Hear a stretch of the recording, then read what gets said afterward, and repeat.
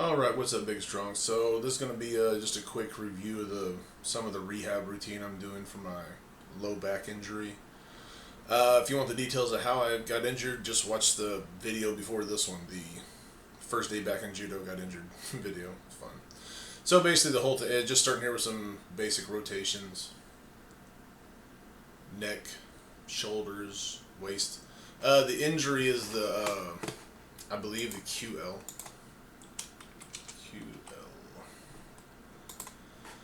Oh, yeah, yeah. Which is the quadratus lumborum muscles.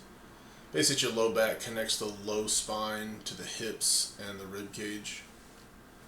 So you'll really feel it whenever you go from that sitting to standing position, or like if you're in say if you're in a linebacker position, like in football, where you're kind of like in that 3/4 to half squat position. That's where I really feel the most, I don't know, agitation or pain. You can see my face there. You can really feel it rotating around because my hip is more sensitive than I thought it would be. So wherever it's attaching in my hip seems to be aggravated as well. So basically just getting a little bit of movement. I'm also incorporating walks, just walking at a nice easy pace for about half a mile, maybe a mile, depending on how I feel. The other day I did almost a mile on Monday. And like I said, that's not any kind of athletic pace, that's just movement. I was moving for a mile, nice and easy. Here, it's hard to see with my shirt, but basically I'm tilting the hips up and left or up and right because that's part of the movement that the QL helps do. You can tilt your shit. If you imagine your hip, like your right hip, tilting up towards your right shoulder and your left hip dropping, or the opposite, that's kind of one of the movements that this muscle does. Just stretching out the upper back, just some general stretching.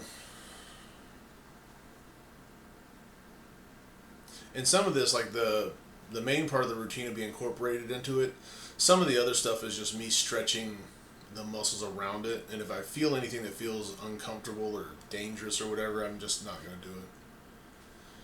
Here, this isn't really a calf stretch. It is a little bit, but I'm mainly focusing on those front hip flexors. Because, I don't know, for you guys that have had an injury, you'll know that when you pull something, the stuff around it tends to get tight as well to try to help, stabilize it. So I've been experiencing some of that in my hip, so it's important to keep all that. Again, if you feel unstable, if you feel unsafe, some things do need to be tight for a minute to give your body a chance to heal. This injury isn't that severe that I feel that I'm in danger by stretching other stuff. If I did, I wouldn't do it. Would not do it. Here's just some child's pose. And again, I was trying to find a comfortable position because it is kind of uncomfortable. Not necessarily painful, it's just uncomfortable because I do have an injury. Kind of extending that low back, sinking back onto my heels, alternating a little bit between arching my lower back, kind of flexing those muscles a little, and then letting them relax and arching that lower back, just to get some movement in it, get some blood flow in there, and my hip as well. So now reaching out, stretching down the side. And to be honest, this is all stuff I should have been doing anyways a lot. I do it, but I should have been doing a lot more of it before I jump back on the mat. Ounce of prevention, right? I'm going to switch over to the left side. And you can see I'm kind of doing everything a little gingerly, nothing too crazy, just kind of reaching out, feeling it. And as soon as I start feeling discomfort, that's fine. That's all. That's where you need to be for that movement. You don't need to be all yoga master whenever you're injured. You just need to be just enough to kind of keep it from balling up, because your body's going to be like, oh, I'm hurt. I'm going to draw up, make everything tight. So you're almost fighting your own body in a way, but you don't want to do it too much that your body overreacts and says, no, we're going to ball up. So after doing the side stretch, now I'm really sinking it back a little bit more in this child's pose. And again, just letting that lower back, trying to open up without overdoing it. Like I said, you have to be your own guide on that. If you're just doing regular stretching, go for it. You know, if you're not injured, yeah, go for it. You know, do some intense stretching. That's fine. Here, rocking forward into kind of a, I think it's a modified cobra stretch. If you want to talk yoga, I guess. But you basically just stretching the front abs and the front hip flexors, and you always want to kind of hit the opposite of whatever you're stretching. Hit the opposite.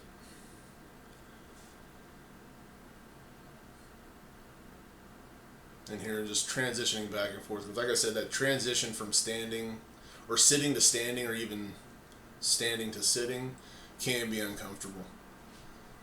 So just getting some movement in there, letting it get accustomed back to moving. I might even have some erector strain in there somewhere, running down right down the side of my spine. I can feel it just right hugging the right side of my spine. So a lot of this will help, because my low back stays tight anyway, just from years of abuse. Whether it was from, football, wrestling, car accidents. In the military, I was in an airborne unit, and so jumping out of planes with all kinds of crap strapped to you takes a toll after a while. So here I've gone into I'm on all fours, doing what's called cat-cow, like CAT/COW, like the animals. If you think about a cat arching its back when it's angry or scared, and then if you think about like an old Guernsey milk cow, how they have kind of like a downward sloping back, it looks like. So you're alternating between those. Kind of what I was doing in child's pose. You're going to arch the back up and kind of stretch it out, and then let it sink down. And so you're kind of getting that movement in the vertebrae. And again, not overdoing anything, so I'm already switching over to I think these are called bird dogs. So basically you're going right hand, left leg, left hand, right leg. And you're just, it's putting some tension on the body. You're having it strengthen on one side, but at the same time you're stabilizing. It's not super intense. I'm sure there's ways to make it more intense, but I'm just doing a basic movement here to get the body moving again. You can tell a little shaky there, a little bit unstable because of the low back.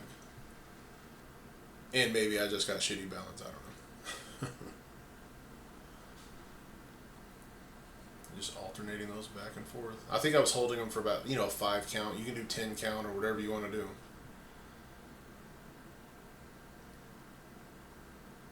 And you might point the toe, but you see I'm not pointing the toe because I kept hitting that bar behind me. So I'll have to move that next time I do the routine.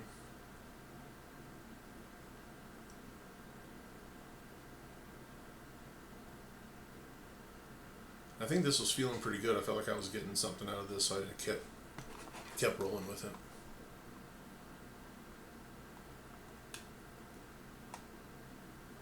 I think here we're going to go to some modified Supermans.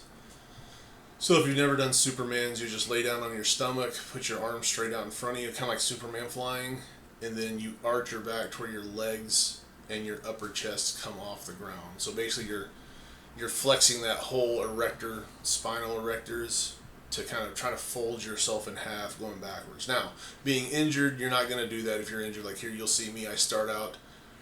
Oh, I'm sorry. No, right here I'm just doing some deep breathing. I'm just doing some deep breathing, belly breathing into my abdomen and kind of pushing my back up with air, kind of as another stretch. Now I've gone into a modified Superman. Here, you can see my upper body's not leaving the ground. I'm just lifting my legs. Because I tried at first and my back felt weak.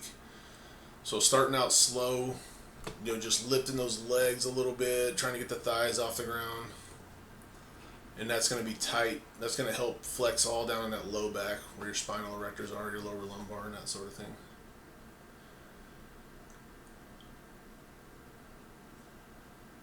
And again, don't overdo it. It looks like I'm doing maybe a 5 count.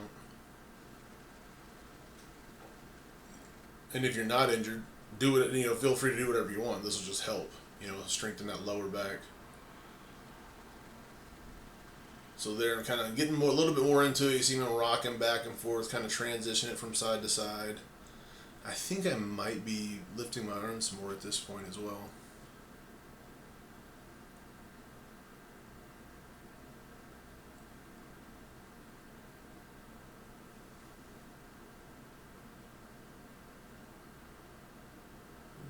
Okay, now my arms are starting to come off the ground.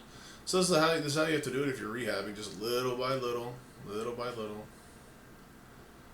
Because one thing you don't want to do with rehab work is make yourself worse. It should make you better.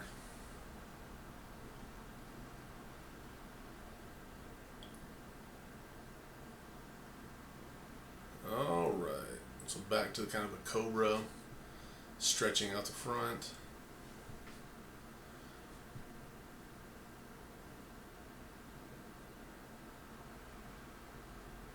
It's like back to a child's pose. I think I might rock up into downward facing dog or whatever. I'm not sure what the stretch will be called, but the yogas. And it's a shitty downward facing dog because I was just trying to feel it in my glutes and a little bit in my hamstring.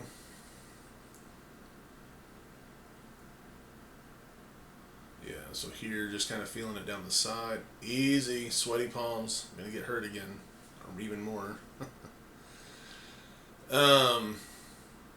So yeah, just kind of feel it in the glutes down the side there. Rocking down. Can't remember if I repeat this or not, because it was pretty intense. I guess I do. And it's important, like on the downward facing dog, you can see my head, it's not quite in the neutral position. You want to kind of keep that spine all the way in the neutral position, including the neck.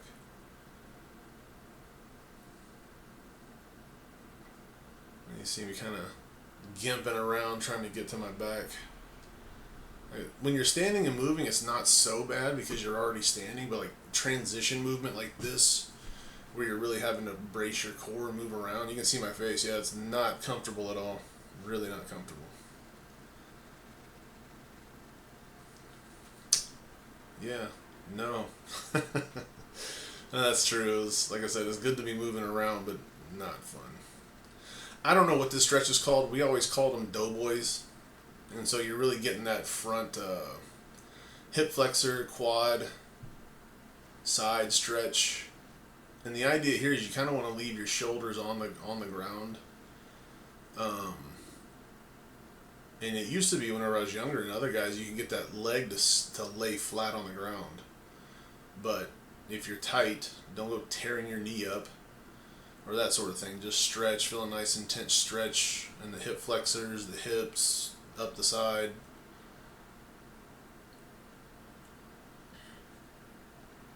Just kind of switch back and forth.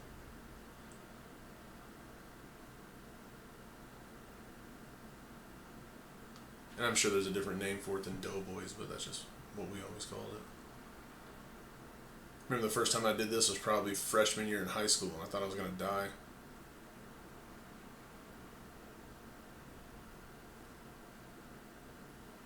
Again, using the arms, putting the arms up like that kind of gets it into that lats, into your lats as well, kind of stretching.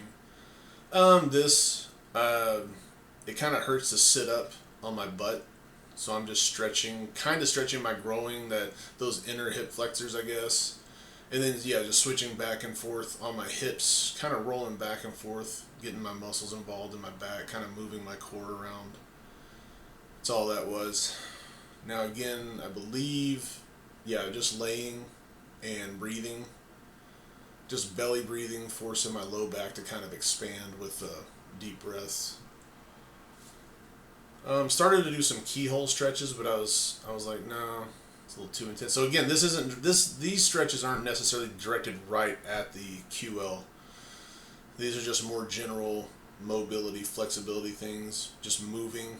Because that QL is going to be involved in a lot of stuff. So you could almost do whatever, and it's going to be involved just to this part of your core. So this was just kind of a low intensity, keeping stuff moving. And on that upswing, I could definitely feel it in that upswing of the knee as it was coming up.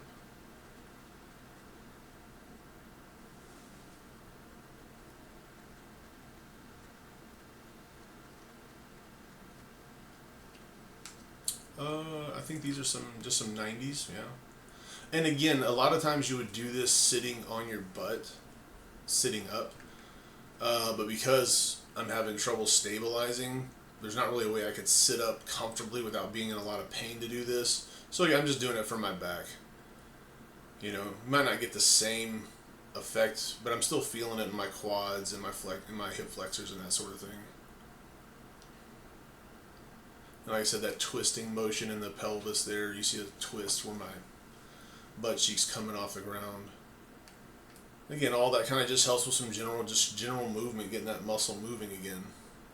I forget what this is called, but just rocking back and forth on your back.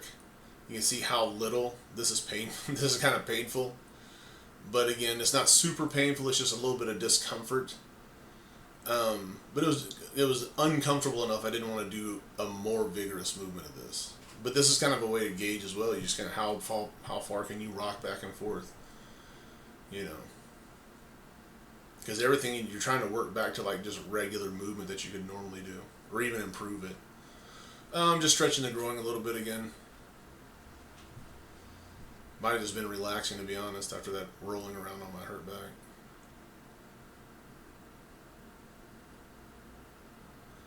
I think I might go into hip thrust now. Yeah. So again, just no weight, body weight hip thrusts, just lifting the pelvis off the ground. You see, I'm not trying to do anything crazy. I'm not trying to arch all the way to the ceiling. Just get that butt off the ground. That'll engage your core. It'll engage that QL that we're trying to rehab. Start out nice and easy. And again, if you're not injured, start however the hell you want. If you want to try to touch your crotch to the ceiling, go for it. One thing I'm seeing is, like, you see how my feet are kind of offset? So I think that probably has to do with the injury, because even when I stand, my hips are kind of shifted. So that's probably being reflected in how my feet are positioned. It's just something to be aware of. Kind of swing. And so it felt pretty good. So just trying to swing. I'm always looking for that point of a slight discomfort, of some discomfort. You know, because to me, in my uneducated way of doing it, is that's kind of where the rehabbing is, and that is that discomfort area.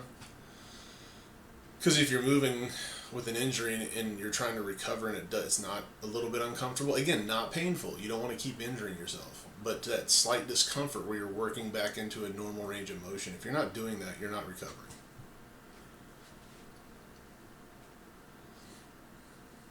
I know I've had to go through physical therapy before for like some serious sprained ankles, hamstring injury, that sort of thing. And I've even seen other people that had partial amputations having to go through physical therapy, and some of that just seems like torture. But the physical therapist is like, no, this is, that's how you have to do it, or it's not. You're gonna lose some permanent mobility if you don't train some discomfort into it. Again, not re-injuring yourself. So modified side plank here. So you can see I'm staying on my knees, and I don't progress past this. I just stay on my knees because it felt pretty good. You can see me breathing there. Side plank's wearing my ass out because it hurts. When I say it hurts, again, I'm not injuring myself. It's just uncomfortable as hell. But by shortening the plank to your knees, your core doesn't have to hold as much weight. Showing you my big old butt. Switch over to the other side, and all these movements, I forget what I was saying there, but all these movements transitioning from one side to the other, front to back, all that sort of thing, you can definitely feel exactly where the injury is. So again, up off the ground, keeping those hips off the ground. And then as I start to feel better and better, I'll start straightening my legs out. And then eventually I'll be up to like a regular side plank up on my feet and elbow, and that's it.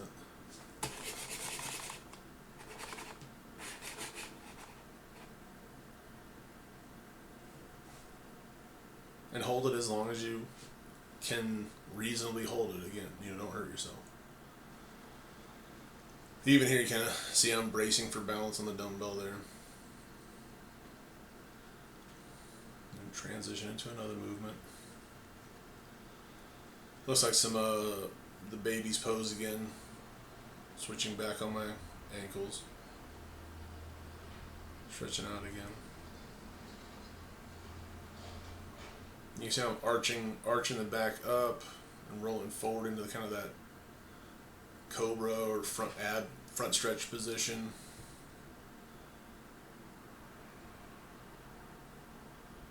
Rocking it back again. You kind of see how I walk my hands. If you're feeling weak, reposition your hands. Obviously we called this peeing dog. I don't know what the hell it's actually called, but you can see why it's called peeing dog. So again, it's just another movement, kind of isolating that low back, glutes. So I do a couple of reps and then I hold.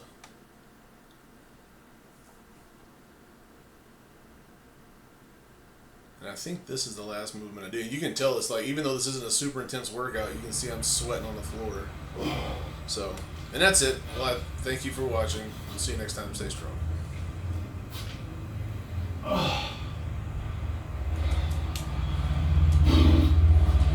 Feels good, but it sucks.